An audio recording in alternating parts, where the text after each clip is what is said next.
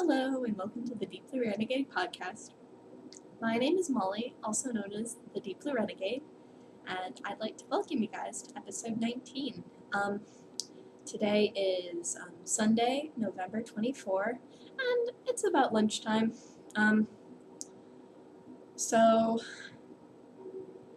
what is it? We ended up getting an appreciable amount of snow last night in Albuquerque, so I think the lighting is actually going to be quite fantastic today in the Shadow Kingdom of Darkness. Just because all of the light is reflecting off the snows. It wasn't like, in terms of Michigan snow, we wouldn't call it snow in Michigan because you could still see the grass. But in terms of Albuquerque, normally when it snows it doesn't stick. So the fact that you can mostly see snow and not grass means that it's like an emergency or something. I don't know. They're also, the farther north you go, the more prepared they are for snow.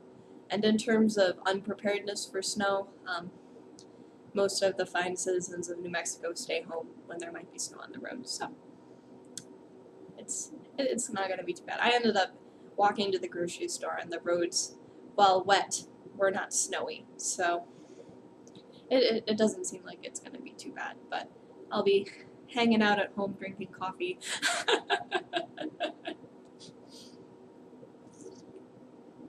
There's so many different options for episode title, I don't even know where to begin. I'll have to figure something out after watching the show and see if there's some sort of theme. I don't know. So, picking up in the knitting. There is nothing new in the knitting. But mark my words, I'm going to be probably starting something soon.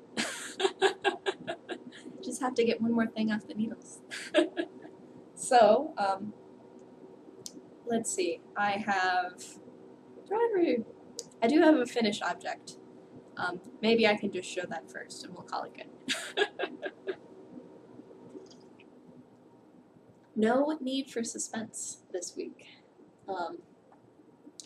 So I finished the Hexagon socks for my husband, the Dear Sweet Lovable one, and they will hopefully fit his great big man feet. Oh, I forgot to check the mailbox. I'm supposed to get sock blockers in the mail. Oh well, whatever, this will be fine. So, I whacked in the toe, I finished the remaining hexagons, and really, like, it's pretty misshapen. So I'm wearing my hexagon socks today. Oh, ta-da. So I'm just gonna slip them on over my other hexagon socks so you guys can see. So, oh wait, fit in the frame. Frame's this way. Be like, oh, sorry. So it has a little hexagon-y cuff, and hexagons make up the entire thing, and I'm really glad it's finished. I did a quick check to make sure all of my ends were tied down. I haven't trimmed them, because I figure having longer lengths is not a bad thing. And the pattern is by Kristen Hall, and I used Collinette Jitterbug in the October Afternoon colorway, and it seems like I used a surprising amount of yarn. So, they come in 360 yard, 150 gram skein. So this is pretty thick for fingering, which I think ended up working out just fine. But this is the 15 grams remaining. So I used 90% of my sock yarn to make this pair of socks, which I think is why Collinette started to do the 150 gram skeins instead of the smaller skeins, but that's a lot. So this is where the other 135 grams are hiding. So many grams. But, yep. So the Dear Sweet Lovable one will be receiving these when I see him again whatever, Wednesday or Thursday. We'll see. He's still on the fence as to whether he's going to drive up to my parents' house Wednesday night after work or Thursday morning. I think he should come up Wednesday night. If he watches this, he should come, but I know he doesn't much. Now, I do know, or I found out, I did something different when I uploaded to YouTube. I also clicked the Facebook box. So last week my parents ended up watching, so hi Mom, hi Dad. Apparently they didn't know half of what I was talking about, so apparently I speak the language of knitters and spinners. I'm sure Rologs was very confusing. I didn't show any Rologs. No, it wouldn't have made any more sense. Such funny vocabulary. So, finished object. It took me like 2 months. I think the short answer is that doing many projects at once doesn't suit me. But, you're done. Good. I don't think I'm ever gonna knit that pattern again. Like, it's really cool. It's a really cool construction and stuff like that, but I would be more likely to knit skew a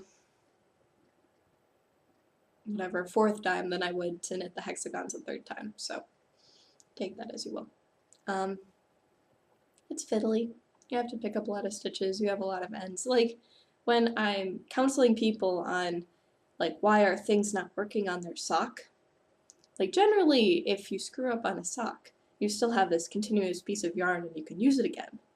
But with the hexagon socks, like, if you screw up, you have all of these, whatever, several, I don't know, 54, 300, I don't know, you have these, like, shorter lengths of yarn, so it's much harder to use the pieces if you decide to completely frog. Like, the hexagon socks, they're commitment, because you keep snipping the yarn. But most other socks, like, you can knit a sock without breaking the yarn once, so you break your yarn when you finish the toe or the cuff or whatever direction you prefer. So, and the first time I made these socks, I had picked the wrong size, so then when I was trying to put it on my leg, it wasn't really fitting, so so there are some hexagons that are made out of several strands. So these are mine. They're out of Woolmisa. It was also 150 gram skein. I'm wondering if it's a good idea to knit these out of big skeins. So mine have the, what is it? So that part is the, whatever, the smooth hexagons. Oh, I am not that acrobatic. But on the leg and the top of the foot are stretchy hexagons which have purl ridges which make the colors even more crazy. And I just really liked the look of the smooth hexagons. Like, they're just so awesome. So that's why I knit the Dear Sweet Loveful One smooth hexagons only. And then for some reason I had to look at the pattern more often when making the stretchy hexagons. So it might end up taking up more yarn because they're like bigger. So that is the story there. All done. Yay! So going into works in progress. Actually, coffee. I made this cup with the French press, and I think it just accentuates the things I don't like about dark roast. Oopsies. So I will continue using my little Keurig cup maker for the rest. So I have, for works in progress, I have the, let me gather all of the things. Okay, apparently I put them too far away. I have finished the second sock, and I have ripped back significantly on the first sock. So these are the Little Bonbon socks by Ravi Shavat, and Should I'm sorry, I just know it was Revy, so Revy is easy. So I finished one of them last night. I might end up ripping back a little bit because so I added stitches back here, which is why the second sock is further along, and that's why I ripped back on the first sock, because I needed to add those in order to make it stretchy enough here, because it is almost all the way around cables, and that's a ridiculous amount of cables. But the trouble is, I don't know if you guys can see, is that the sock balloons out. And when you have it on the foot, it doesn't seem to be that big of a deal, just because you're going from cables to stockinette. So of course, when you have cables, they pull in the fabric, and that changes how things work. So all of the designs seem to have this, so I was going to maybe work with Revy and try to figure out a way to make it less ballooned. Like, I don't think it's a case where it's like socks have negative ease. I think the balloon section is still within an appropriate amount of negative ease for the sock. So we shall see. I will put the modification on the first sock, which obviously it's going to take a little while to get there. Where I am right now is I've just added the 4 stitches in the back, and I am heading out to the region of greatest cables right now. So this has been coming along. The yarn that I'm using is Vice Sockalicious, which is an MCN blend, so I don't mind ripping back and reknitting too much, because MCN is a delight to knit with.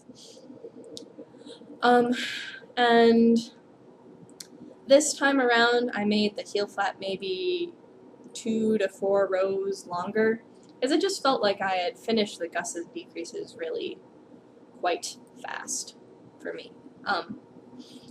And these aren't actually going to be for me, so I made them a little bit shorter than I prefer. And this was the first time that I've ever done the round toe. I don't know if it's any different than the toe that I normally make. So the toe that I normally make is decrease every other row until you have half the stitches, and then decrease every row until you have a quarter of the stitches, and then graft it up. This one was a little bit different, but not too bad. So you have like a round of 4, a couple rounds of 3, 2, and then 1. So it definitely makes for a much longer toe. Like, my toe normally clocks in at about 1.5 inches, and this one is a solid 2.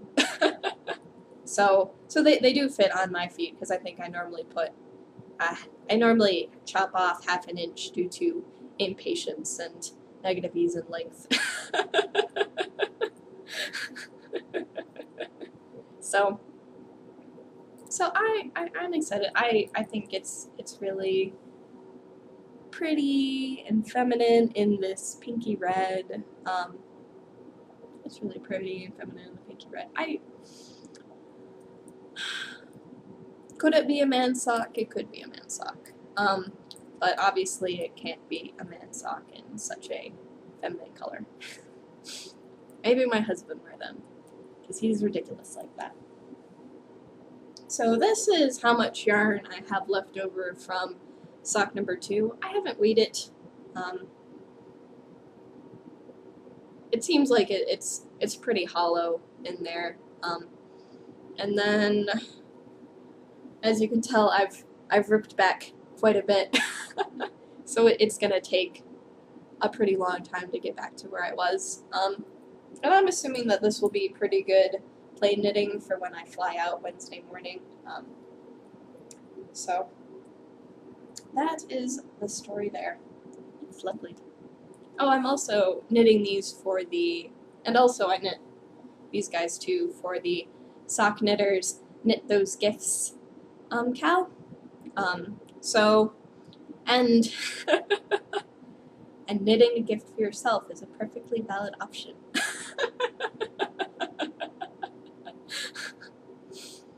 So, but because I started both of these socks before November 1st, these ones were pretty close to November 1st, but they still don't count. Like I'm not gonna get any prizes for these, but I find it important to support the knit-alongs going in my group, so that's what I do. And I have one more thing, because obviously I didn't show enough finished objects. So, I'm awkwardly in the middle of a row. Oh well, whatever. I was knitting while I was walking to the grocery store. It's not like it's a very far walk, so I didn't end up getting a lot done. So, I have done several rows of the Simplicity cardigan by Mary Annarella. I am knitting this with Wool Misa lace in the Chim Chim Chim colorway, and I ended up putting up some selfies of me in the Simplicity cal thread. It might be a challenge to get done before the end of November. I just haven't had much knitting time. It's been bizarre. I had lots of knitting time this weekend, which is why I have so many finished things, or that I even have something finished at all. So, what is it? So where I stand right now is looking at the pictures I've taken in the bathroom mirror. It's not long enough yet. Depending on how I measure it, depending on the optimism of the measurement, I could have 11 inches now, which is how much I need to do from the armpit down. But I think I'm going to have to do 12 in order to make sure it's a good length for me. So then whatever. So this part here is what I'm trying to get long enough. Oh, it's a knit row. The rows are just really long at this point. So that just the rows are really long, so it's a little bit demoralizing because it's like especially the purl rows, because it always seems like you're more inefficient with purl, so it just feels longer, because I don't even know how many stitches are on here right now. It's probably, I don't want to know how many stitches are on it right now either. But like, it looks like the short rows will add, well, let's see, what's my row gauge looking like? Okay, so my row gauge is 1, 2, 3, 4, 5, 6, 7, 8, 9. 9 stitches equals an inch. So I think there's about 8 to 6 short rows for my size, something like that. So there's going to be, whatever, another inch that's going to be added to the whatever from the region from whatever your armpits back, approximately. So you definitely want it to be as long as you want it right along this line, because then the short rows are going to add more to the behind. So, because I definitely want it to be long enough. So that is my thought process there, is that I definitely want it to be long enough. So depending on how I measure, it ranges from 11 inches to 9.5 inches. Depending on how I spread it out. So I probably shouldn't spread it out on my leg in order to measure how long it is. That is silly. But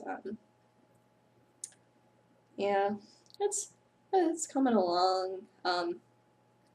I figure that this is going to be my carry-around knitting because I need charts, and so for the little Bonbon socks, so because of the need of charts, that means that it's a work-at-home project, or work with my tablet in front of me sort of project.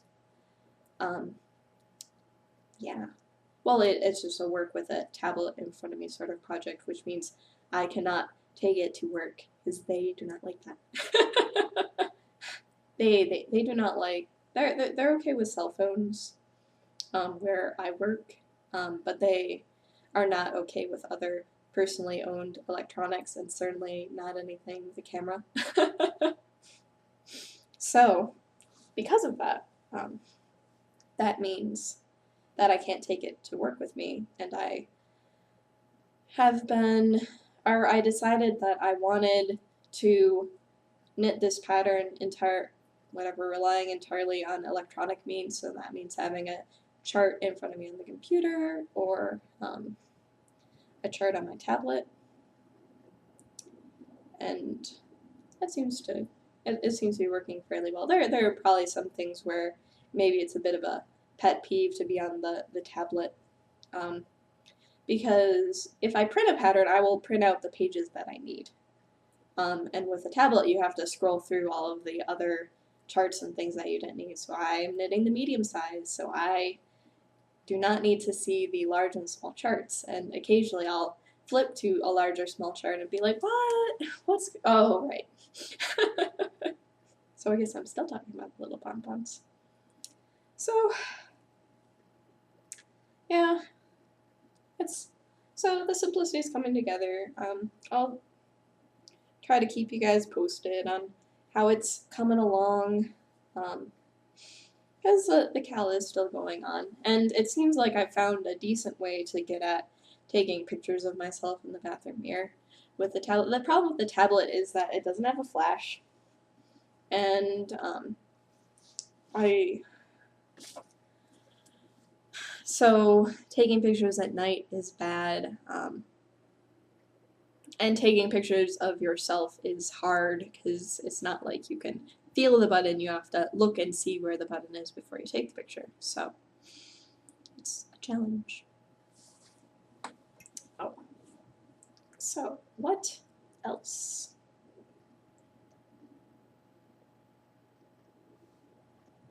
I pulled out my Walk on the Moon kit, and I'll probably be bringing that with me, in case I run out of knitting, which maybe that is an insane sentiment. Maybe I won't bring it with me, because I don't think I'm going to run out of knitting. But I do want to start it soon, so it might be a case where I have pulled out my Walk on the Moon kit, and I pack my little stash box full of stash, and then I ship it out back to Indiana. I need to, I get 80 pounds of shipping, and so I'm probably going to change around what ends up getting shipped out from what I did coming here, because I want to make sure that I have what I need when I'm here, and some things are more important than other things, or more or less important, however. So, for example, I probably do not need my interview suit, so I should ship my interview suit, or whatever, my interview conference looking spiffy suit, back home to Indiana, so that it is there when I need it, and then I don't have to cram it into the car. Because I have slightly more things than what I came down with, and the car was very full when I came down, so.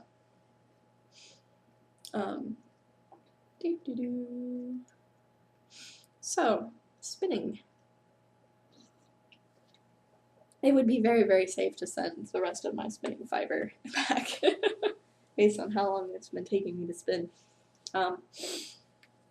So I finished the singles on chocolate fleece, and I'm in the process of plying it together. So this is the little center pull ball that I made of the chocolate fleece, and I thought I was spinning it thicker, and it wasn't. This is coming out to be pretty solidly a fingering weight 2-ply, and I don't want to knit a fingering weight coat. So the plan is that after I finish spinning or after I finish plying this, I'm going to go back through and I'm going to cable ply it and see if I'm much closer to a weight that I want. Because I was trying to spin thicker, but I can fix this by plying instead of trying to fix it by drafting for now. So it's been coming together. There's definitely a lot of character to this, to these singles. Like, they have like thick and thin and all sorts of other fun things to them. So it's definitely, it's winning no awards for most consistent spin I have ever done. And I did basically get to exactly 2. Like, I weighed out some roll logs, and then after I knew how many roll logs it was going to take to finish spinning 2 ounces, that made it a lot easier as opposed to weighing it every time I finished a roll log and being like, is it there yet? No. So far, I have done I've plied about half an ounce, so I have a decent amount to go still, and I'll probably be plying while I'm watching whatever podcast today and that sort of thing, because it is good fun. I didn't pull out the Shetland, so that brown stuff is the Shetland fleece. I didn't pull out my Fat Cat Knits BFL at all this week. I think mostly because I really wanted to finish the Shetland, or finish that first skein of the Shetland, and that was taking longer than planned. Things get done when you work on them. So the plan is to definitely take the BFL with me when I'm flying, and that's what I like to do in airports, is spin in airports, because it makes it more interesting. People are so fascinated. So it's not even worth bothering to show you that. So hopefully I can get some more progress done on that and maybe start Navajo plying. That would be exciting. I definitely need something to break up the the words. I need something to break up the work of it. So I think plying will be a good way to break up the work of it so that I can then launch into next 3 ounces of fiber. The next 3 ounces. It's so pretty.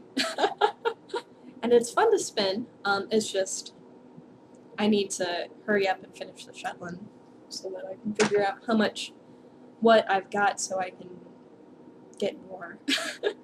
Or be like, screw it, whatever, I've done this once, I'm spinning a yarn. Hard to tell at this point. We'll see. I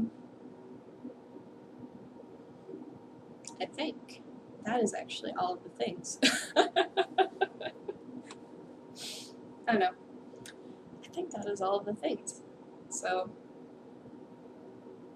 but that's okay, because that's weighing in at where my podcasts normally come in, so it's okay.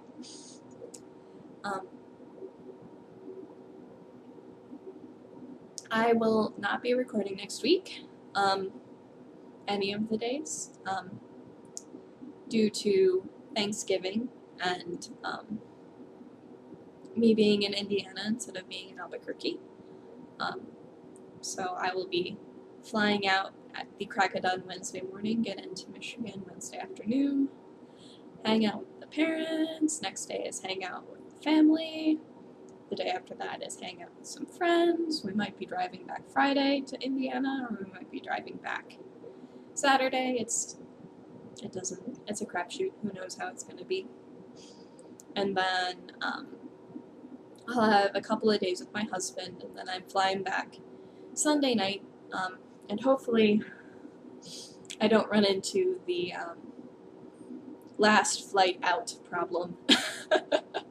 I'm hoping for smooth flights, because I got some really great flights, but if there are delays, that might be a little bit crazy making. So hopefully it all works out.